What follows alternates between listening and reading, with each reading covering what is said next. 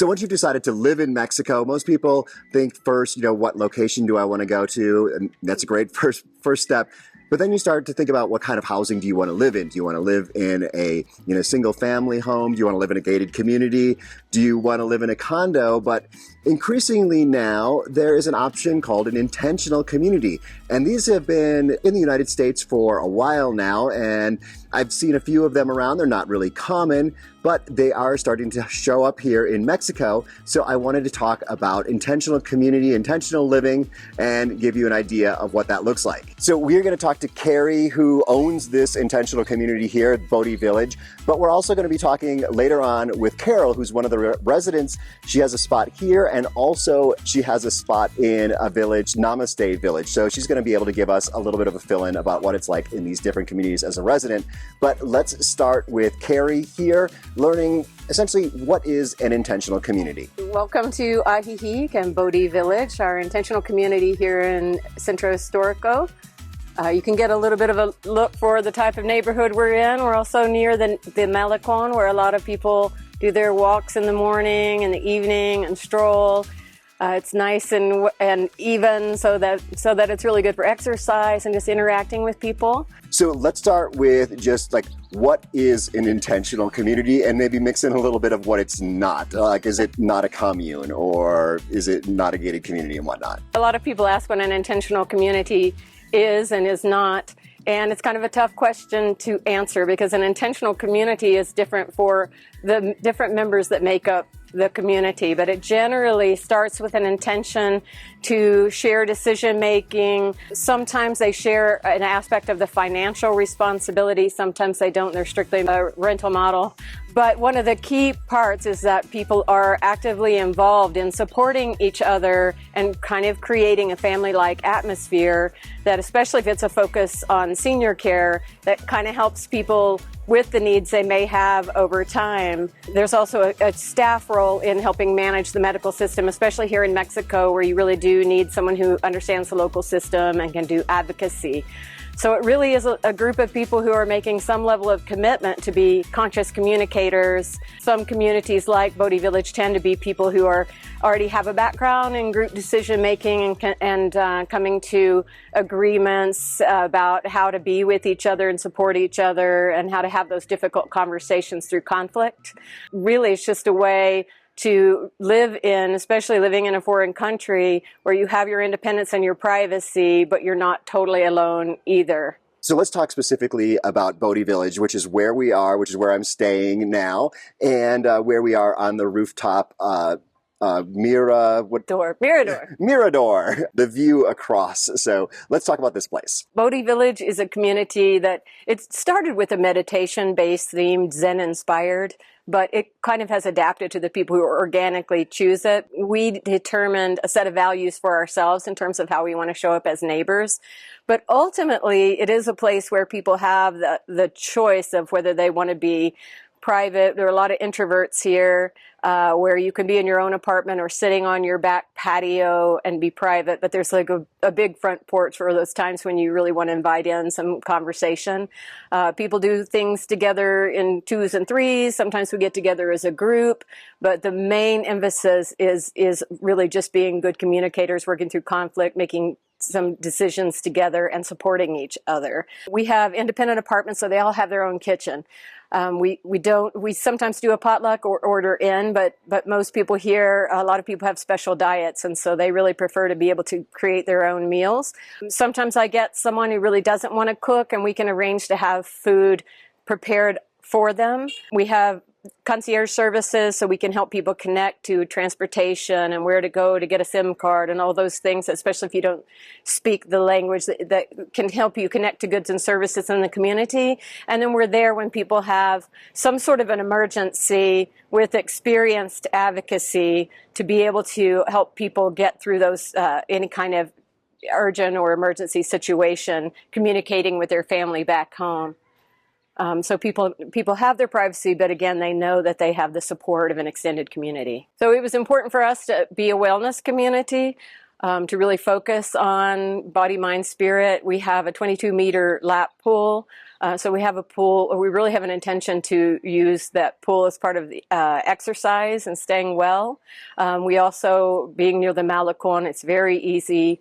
Because of the cobblestones, it can be hard to get a brisk walk in, but we're a block and a half from the Malecon, and so it's a great place to go out and stretch your legs. Occasionally we do meditate together. We do have some people who will bring in a program of some kind, yoga or qigong, but we really wanted to focus on health and well-being. Our apartments are just a little less than 600 square feet. They have very nice closets, so we're minimalist living, but a lot of good organization there. We do have a couple of guest apartments that people can have their friends and family, kind of a family rate, so that people can have, extra bedrooms so they can host guests. Every once in a while we get people who want to stay longer term in those rooms, but they're a little bit smaller. They're more like 300 square feet, but even they have stoves and refrigerators. So yes, it's kind of designed for minimal living, but people have a tendency to be able to have the things that are important to them in that space. And I am staying in one of those little family extra rooms, so it is great. It's a wonderful place here. Everything is top notch. I think there's a total of 11 units, including those little rooms. It's 2 stories. We're on the 3rd right now, up on the rooftop. So let's go into who intentional living is good for and who it's not. And this is kind of broadly. I mean, we're talking about a Bodhi Village, but Kerri has some experience with other communities too. So let's hear who it's good for generally and who it's not good for. Definitely, there's a little bit more mileage under my belt in terms of who works in an intentional community and who doesn't. Certainly not anybody. No one is expected to be perfect. People have personality quirks.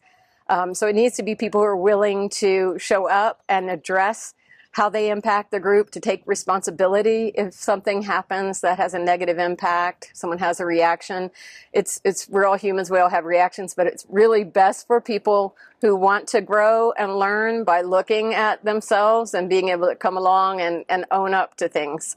So definitely not for people who want to be perfect, but it's definitely for people who still want to grow spiritually and emotionally. Having said that, there are a lot of us who choose not to interact as much, because introverts do really well in this type of living, because you do have your private space, and then the little bit of social needs that you want to meet are easy to meet and then go back to your room. Of course, a lot of us have many, many outside activities and friends as well. Who doesn't do well really is people who just don't want to have the extra hassles of having to make agreements with people, having to make some sort of amends if you have a reaction.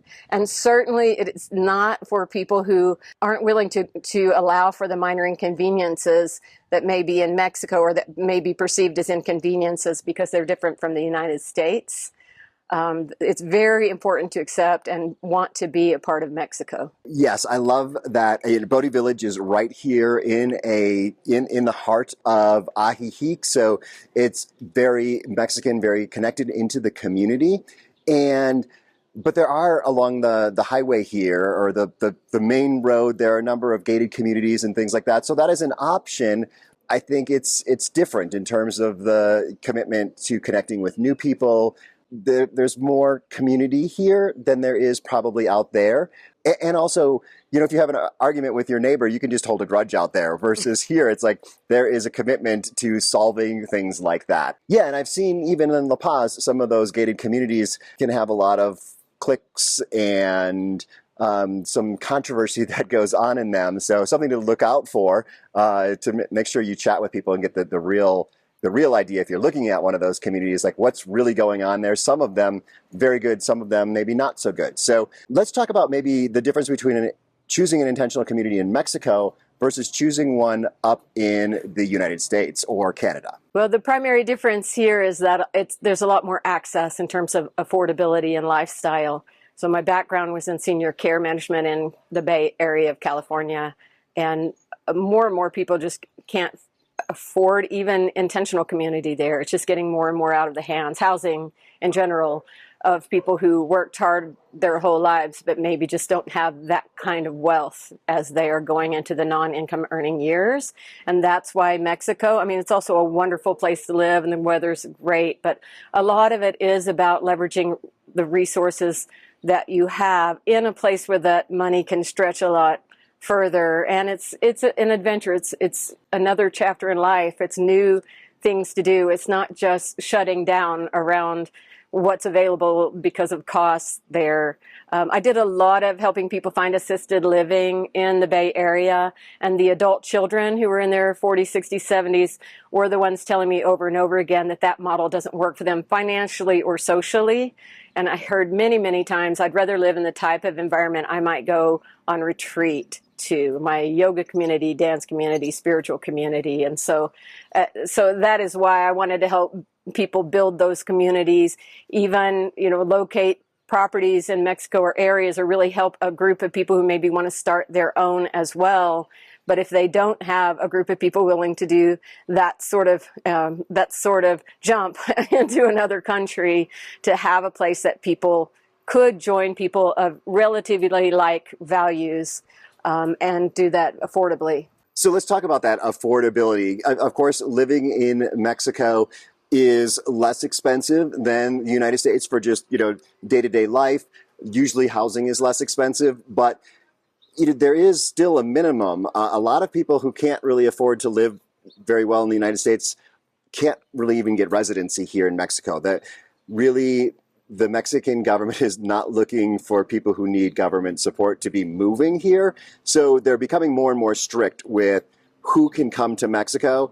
But let's talk about really what affordability is, and maybe Kerri can talk a little bit about what that minimum line is with being able to get residency in Mexico. The affordability question, how much it costs to live in Mexico, has changed dramatically in the 5 years that I've been here. The minimum requirements for residency are going up because they're tied to the minimum wage in Mexico, and there's a big commitment to bringing those wages up. So they've been doing so in a graduated way. But it does mean, really, to make it here, you really need an income of about $2,300, and you have to look at what your medical strategy is going to be too. So if you're going to do your medical here, you need savings for those medical emergencies, or you need to carry some type of insurance and have the money for that. So it has changed, but really in 2023. The temporal is about $2,200 a month, or assets in the bank of, and I'm a little confused on these numbers too, because they're changing so desperately. I mean, they've gone up about $1,000 a month since I started looking into this.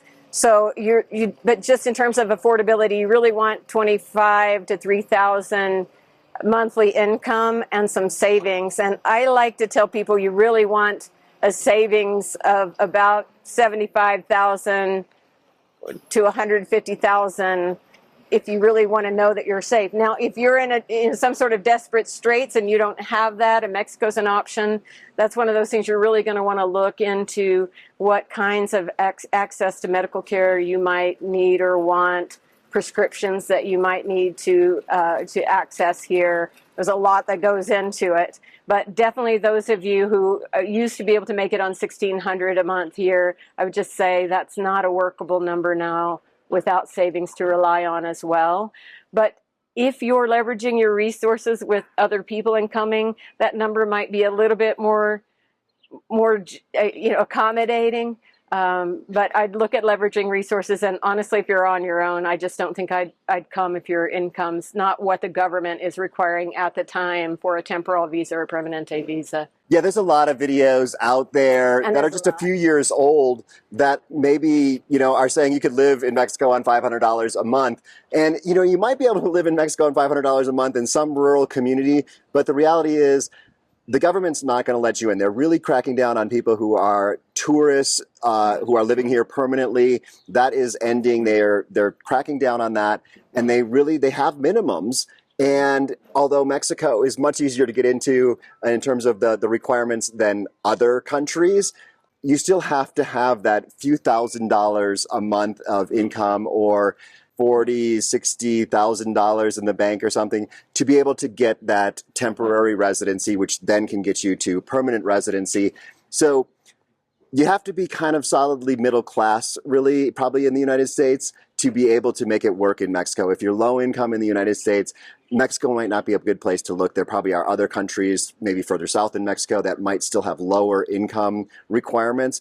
And as Kerri said, it is changing so much, so quickly right now. If you are close to that line, go ahead and get your residency before you need to move to Mexico, because that's kind of an insurance policy for the future, because there's not a change over time once you kind of get in. But let's talk specifically about, like, to get into an intentional community here, or Namaste, which is the next town over. What is that outlay, or that cost per month, and the cost up front? So depending on which intentional community that you choose, there is a co-housing community that you can buy into, and you own the house fee simple. You own the house and the ground it's on, and a fraction of the entire place.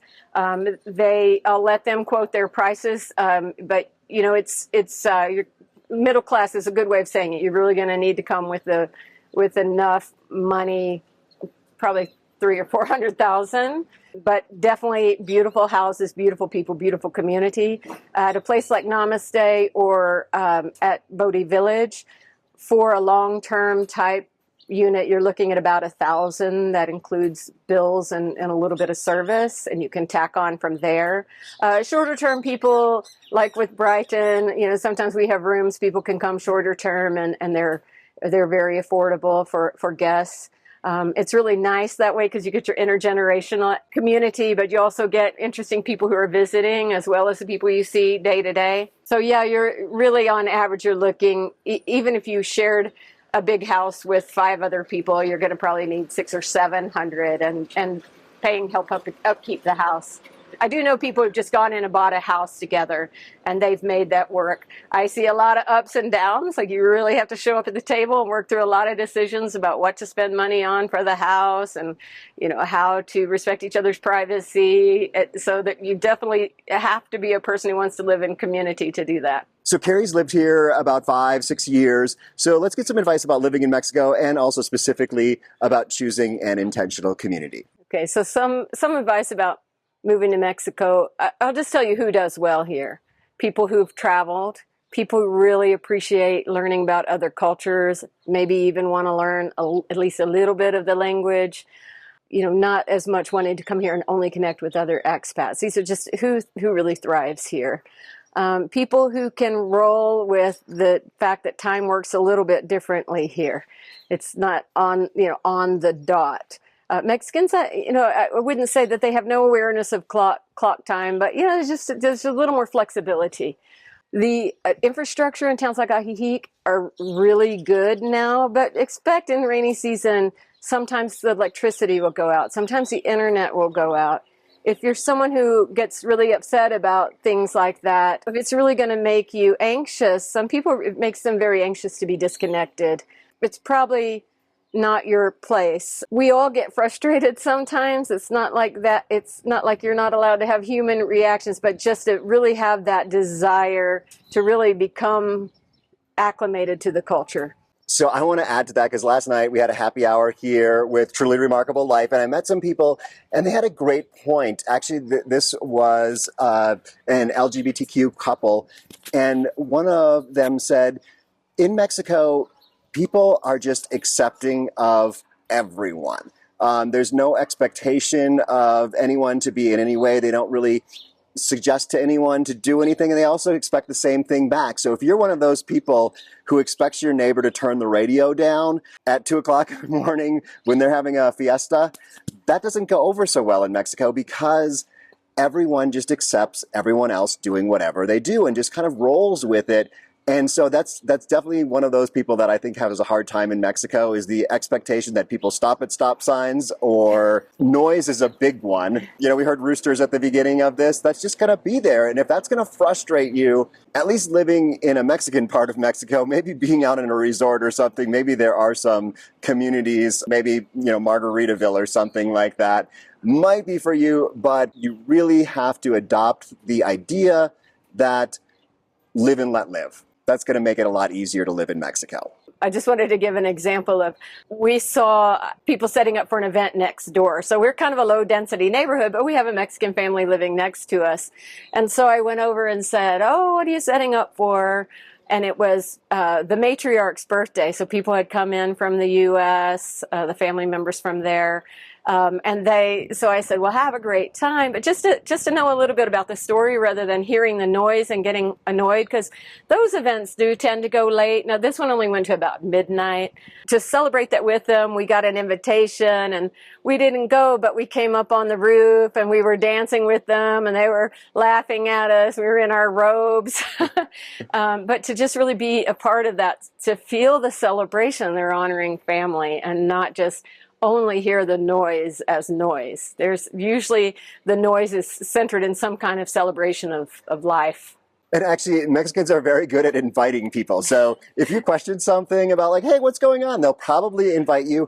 And let's get back to the reason to learn Spanish. The more Spanish you know, the more comfortable you will be actually taking part in something like that. If your Spanish is limited, there's a good chance that you won't feel comfortable going into somewhere where you cannot communicate with people. So definitely more Spanish is good when being able to enjoy the culture down here. And the culture is very enjoyable. One of the things that people have concerns about moving to another country, which whether they're valid or not, people are a little bit sometimes scared to live in a foreign country and in Mexico by themselves. One of the advantages about intentional community is, first of all, they're usually secure environments, but it's also just a lot of people know the ropes, a lot of people can help you navigate, and this sense of just safety in numbers. So even the people who move in, and this happens a lot, people move into an intentional community, and after a year or two, when they're really comfortable here, they might even then go get a house or fall in love. I've had this happen, fall in love and go get a house with someone. But to just, to land into the arms of a community, it just feels safer emotionally, physically for a lot of people. And some people, of course, decide to stay there through their aging years because they also feel vulnerable about aging in another country. Well, thank you so much, Kerri, for helping out here. We're going to meet Carol in a moment here. She should be showing up here. She's actually staying over in Namaste now, which is just 7-8 minutes away. But she'll be coming over, and we're going to meet her and see about her experience living in an intentional community. I have been living in Mexico for about 3.5 years. I come from the Sacramento area in California. Carol has a place here at Bodhi Village, but she's really staying over at Namaste right now. So I want to hear more about Namaste. Namaste is about 12 minutes walk from here. And we have meals Monday through Friday, breakfast and dinner. Oh, let's see, there's about 40 people living there right now. And it's a spiritual community, so there is an intention to be there together. And we have James Twyman, who gives a kind of a session every morning about 9 o'clock. And it's mandatory, but you can miss a few a week. It's an interesting place to live because we have people from all over the world. We have Canadians, people from London, one woman from Venezuela, one from Costa Rica. It's a very interesting community. But, like I said, we all have the same intention of living in a spiritual community, which has its challenges. Believe me, it's sometimes hard, but that's why you're in community. It is challenging, but I love it myself. Let's hear about those challenges of living in an intentional community, because it is different. I mean, there's challenges of living in any community, but when there's an intention of getting along and yeah, let Carol talk about challenges. If someone gets up on the wrong side of the bed in the morning and they're grouchy, they have to be able to let that go and come on down to breakfast and put a smile on your face. That's one thing. But if someone is blowing up at you, you can do lots of things. You can start yelling back and someone will probably come put their arms around you and say, okay, take a breath. Other things like the food, we always haven't had the best food. And so, we work on things together. It's a community. It's more like a big family. And let's see, another challenge. If you miss something that you really wanted to attend, you just have to swallow it. Sometimes you can go to the head honcho, James Twyman, or the manager, and talk to them about changing schedules for different events that we attend, but not always. It's usually kind of a set event time. So let's talk about kind of the events and what takes place over there, because I think there's a lot more programming over at Namaste. It's much bigger, much more going on over there than over here at Bodhi Village. I think Kerri said this is more better for introverts because people get a little more of their own space over here versus over there. It's really kind of bustling with activities. Let's hear about activities that are over there. We have meditation, 7:15 in the morning. Now, none of this is mandatory. The only thing that's mandatory is 9 to 9:30, Monday through Friday. But then we have people get together and have parties. We have groups that do book study. A Course in Miracles is one of the books that they're studying. Another book is Course of Love. And then we have yoga. We have chair yoga. We have regular yoga. We have people going on walks, leaving together. We have people that go out to lunch or dinner together, even breakfast on Sunday mornings. So just because intentional living is different, I want to ask Carol about the same question we asked Kerri about who it's good for and who it's not, because it's different than most people have experienced before. Well, I would say if you have been an only child and you've had your way all your life, you should not join a community unless you really want the challenges of that. Oh, people who want to expand and are dissatisfied with their life, people like that come for a few months or even just a few weeks, and they go away. Sometimes they come back because they can see the benefits to themselves. People who do well, if you agree with the intention, in my case, it's a spiritual quest, an intention of that, then you are much more flexible. You're easy to be around. You see the problems with people living together, and you can adjust and cooperate. I think cooperation and adjustment are the really big things in a community. So here at Bodhi Village, there are a number of pets that live here, and Kerri was saying that was something, that there was some intention around that, whether pets were welcome or not. Let's hear what it's like over at Namaste. We have, 4 dogs, I think, but we do have about 40 people there. So 4 is not really very many. And the dogs, sometimes there's poop on the ground that people can't see or didn't find. And that sometimes is a problem. We do have a communication system throughout the whole group. So if there's poop on someone's steps, they will announce it and someone runs over and picks it up. But generally, we don't have any cats that are owned. We have wild cats that come and go, and they're kind of a treat. We have lots and lots of birds. They're wonderful.